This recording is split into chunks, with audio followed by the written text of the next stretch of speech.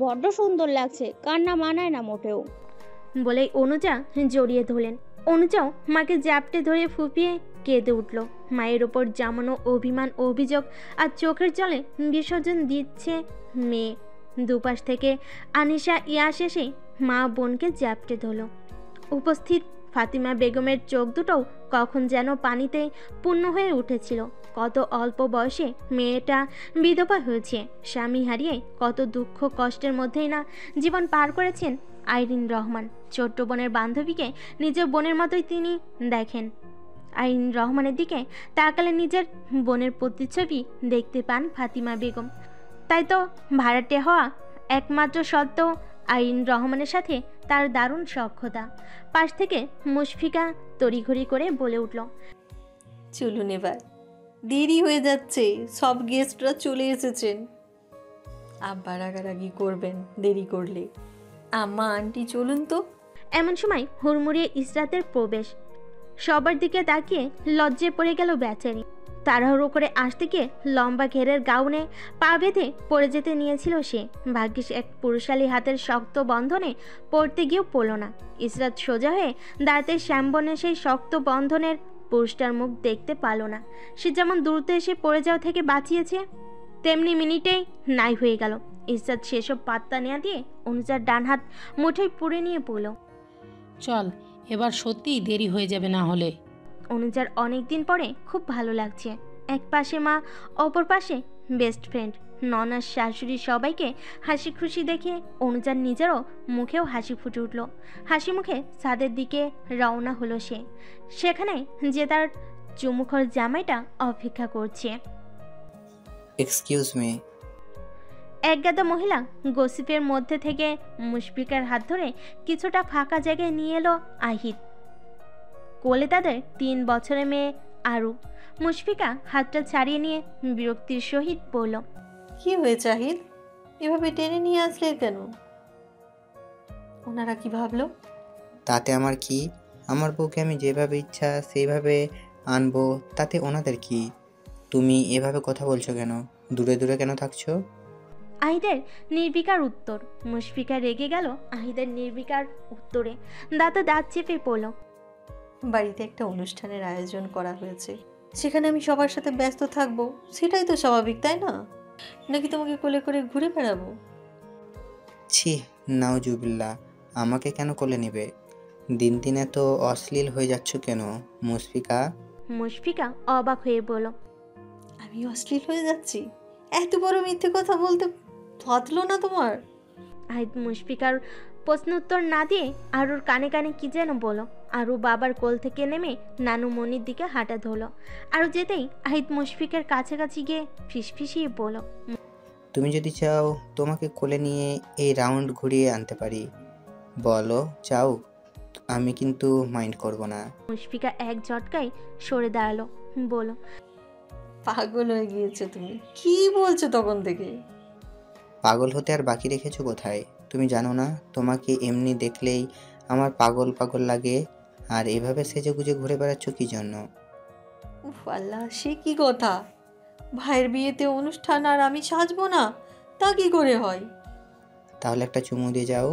নিঃসংকোচ আবদার আহিদের। মুশফিকা খানিক দূরে স্টেজের মতো জায়গায় বসা ইলঝান অনুজাকে উদ্দেশ্য করে বলল, ওইদিকে তাকিয়ে দেখো, আমার ভাইটা তার বউকে নিয়ে বসে আছে। দেখো তো তোমার মতো অসভ্যপনা করছে নাকি? সবার সামনে সুযোগ পাচ্ছে না, না হলে কত কি করতো। সেসব বাদ দাও বউ, এখানে দিতে লজ্জা পেলে বাসায় চলো, দিয়ে আবার চলে এসো। আয়, আমি আটকাবো না। তোমার মাকে ডেকে আনবো, বলবো, শাশুড়ি মা, আপনার আধবুড়ো ছেলে ভরার লোকের সমাগমের মধ্যে অসভ্যতামি করছে, বলবো? গেলাম তাহলে। মুশফিকার হুমকিতে কাজ হলো।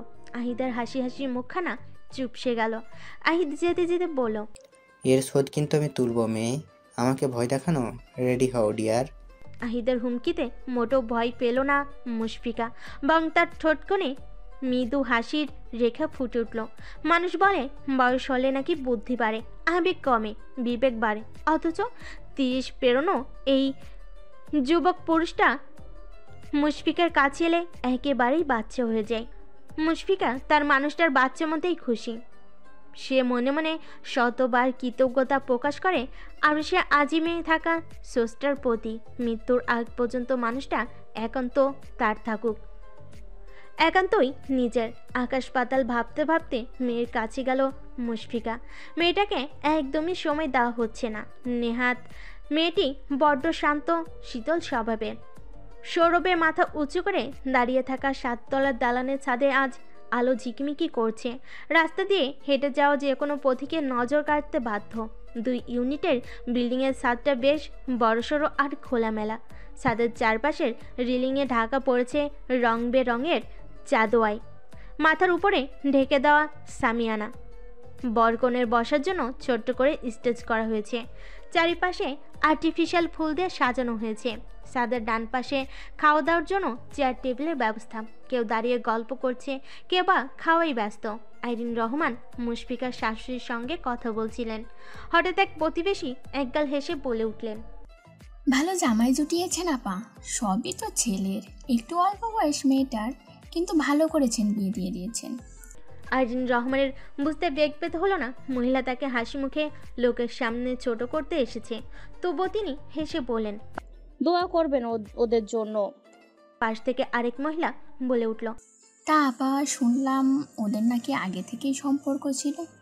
কি যেন শুনলাম, ওরকমই। আইরিন রহমান এবার বিব্রত বোধ করছেন। মেয়ের শ্বশুরবাড়ির আত্মীয়ের সামনে এসব কথা তাকে লজ্জায় ফেলে দিচ্ছে। তিনি মুখ ফুটে কিছু বলার আগেই মুশফিকা এসে মুখের ওপর জবাব দিয়ে বসল, কি বলুন তো আন্টি, ওরা আমাদের পরিবারের সন্তান, অথচ আমরাই জানি না ওদের আগে থেকে সম্পর্ক ছিল। কিন্তু পাড়া প্রতিবেশী কত কি জেনে ফেলেছে। অন্যের ব্যাপারে খবরদারি না করাই ভালো, বুঝলেন?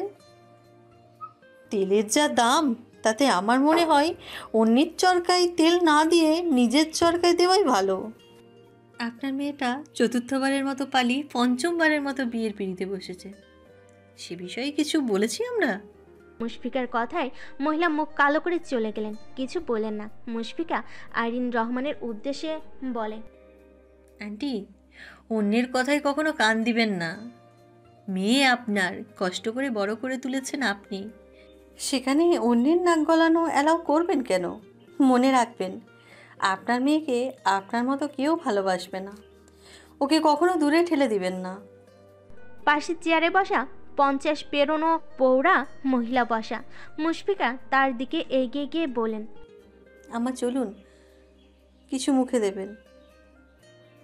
বাবা কোথায় গেলেন?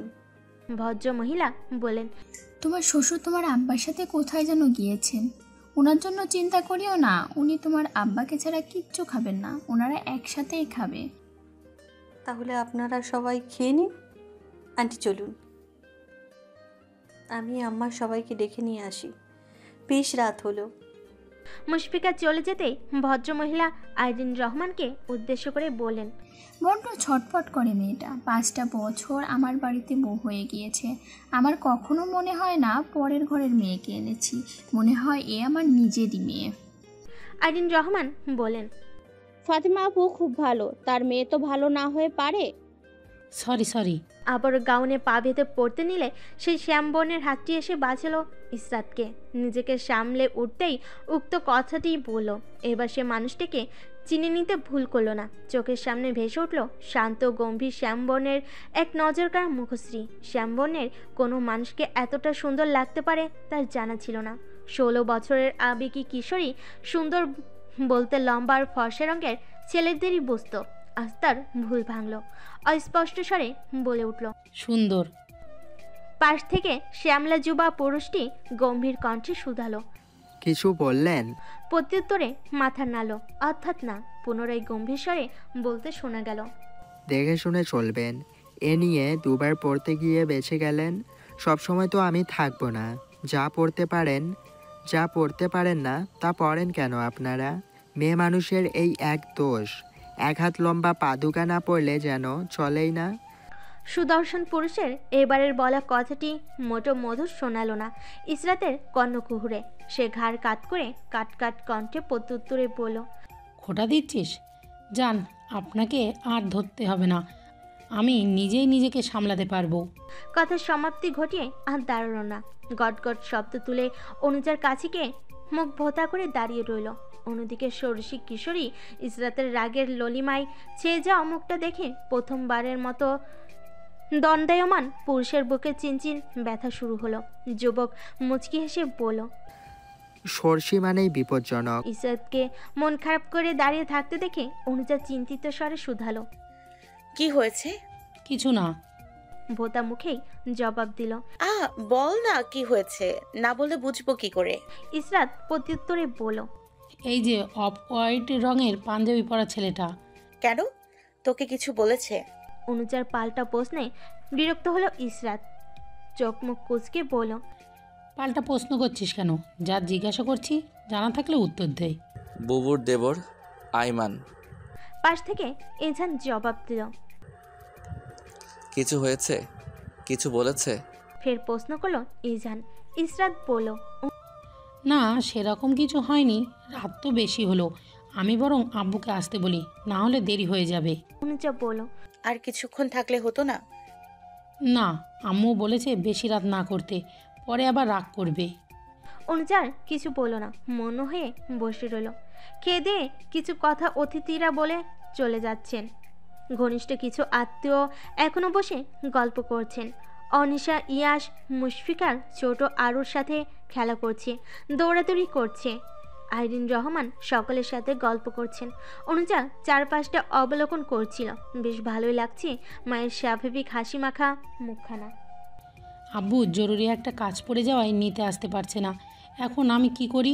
এত রাতে একা কি করে যাব? আম্মু রাগ করছে, তিনি আসতে চাইছেন, কিন্তু বুনুরও তো জ্বর, এরই মধ্যে কিভাবে আসবে?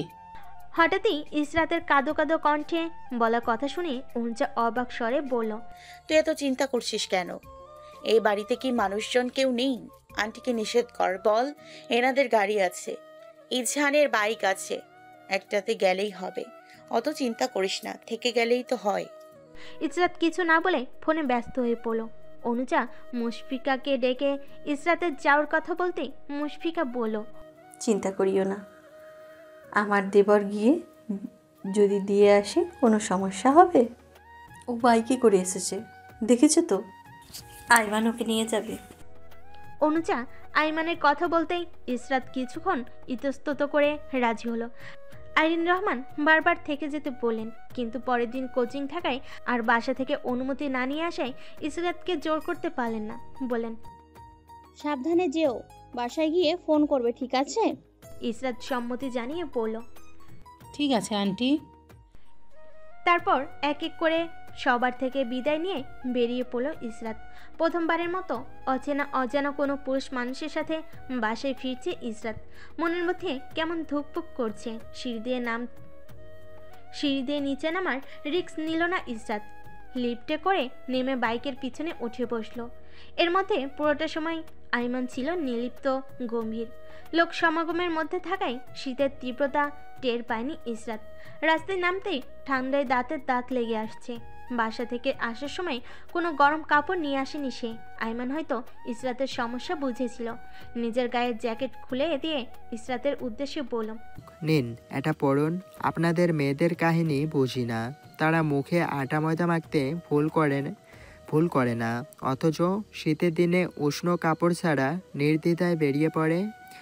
ইসরাত জ্যাকেট না নিয়ে বলল, লাগবে না আপনার জ্যাকেট, আপনার জ্যাকেট আপনিই রাখুন।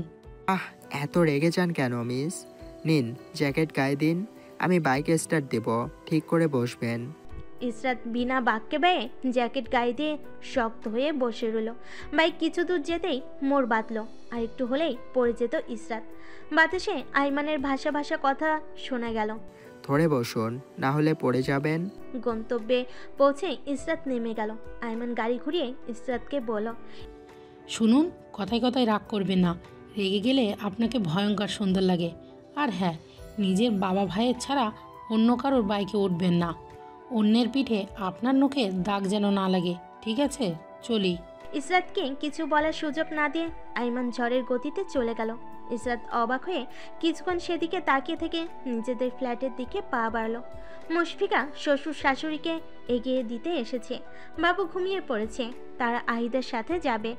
আহিদ নিজের গাড়ি নিয়ে এসেছে। মুশফিকার শ্বশুর শাশুড়ি বাড়ি ফেরার কথা কিছু না বলেও আহিদ বলল, কাল দুপুরে খেতে এসে যেন তোমাকে বাড়িতে পাই, মনে থাকবে? মুশফিকা জবাবে বলল, যাব, আর একটু কাজ আছে, ভুল ভাঙাতে হবে তো, তুমি সাবধানে যেও। আচ্ছা। আহিদ খুব একটা শ্বশুর বাড়িতে রাত কাটে না, ব্যবসায়ী মানুষ।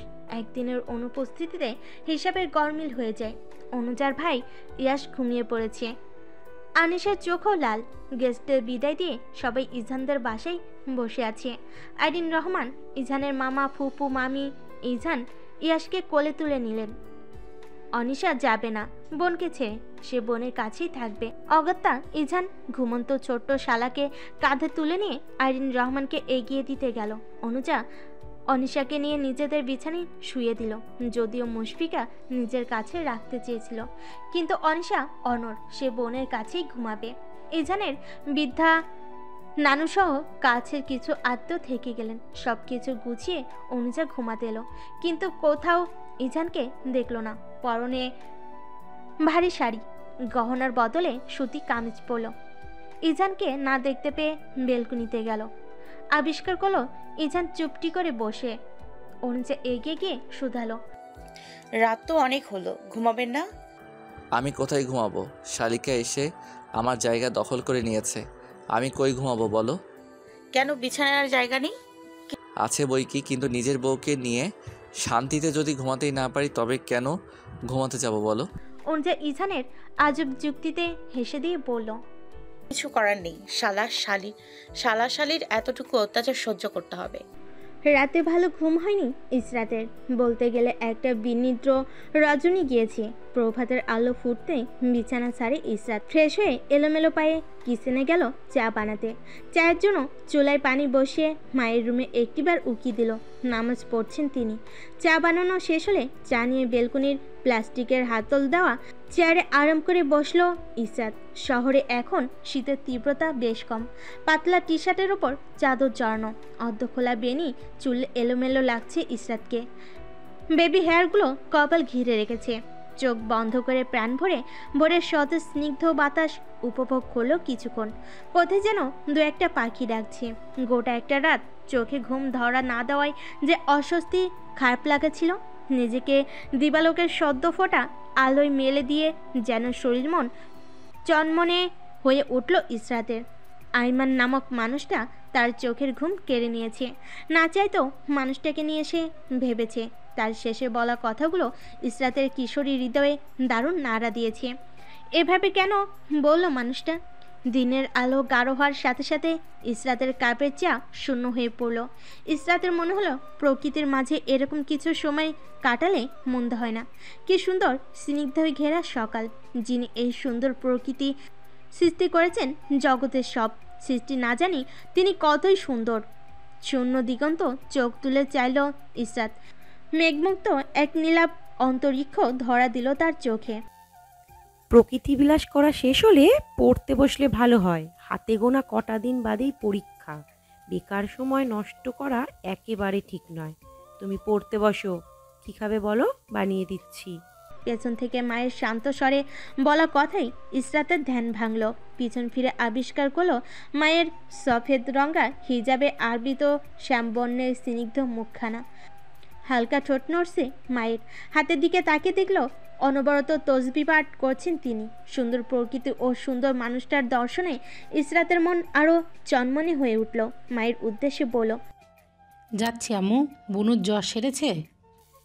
আগের থেকে তাপমাত্রা কিছু কমেছে, পুরোপুরি সারেনি। ওকে নিয়ে চিন্তা করতে হবে না, তুমি পড়তে বসো। আর হ্যাঁ, অনুজার শ্বশুরবাড়ির সবাই কেমন? কদিন বাদে পরীক্ষা, এর মধ্যে বিয়ে, কি একটা অবস্থা। অনুজার কথা বলতেই আরেকটিবার আয়মানের গম্ভীর শ্যামবনের মুখখানা মনের দর্পণে ভেসে উঠল। প্রত্যুত্তরে হেসে বলল, সবই ভালো, একটু সমস্যা তো হবেই, তবে ওনারা অনেক ফ্রেন্ডলি, তেমন কিছু হবে না। আচ্ছা আম্মু, নুডলস করো, আমি পড়তে বসছি। ইসরা দ্রুত বেলকুনি ছাড়ল। সে আইমানের কথা ভেবে অকারণেই হেসে ফেলেছে। পাশে মা আবার কিছু বুঝে যায় কিনা। অনুভূতিগুলো বড্ড বেহায়া নির্লজ্জ, যখন তখন ঝুলি থেকে বেরিয়ে পড়ে। ড্রয়িং রুমের সোফায় একজোড়া কপতি। মেয়েটাকে বেশ চিন্তিত মনে হচ্ছে। ছেলেটা স্বাভাবিক, দুজনেরই বয়স অল্প। ফাতিমা বেগম প্রথম দর্শনে অবাক হলেন, বিস্ময় নিয়ে শুধালেন, আরে অনন্যা যে, কি খবর তোমার? গতকালের অনুষ্ঠানে আসলে না কেন? তা পাশে কি?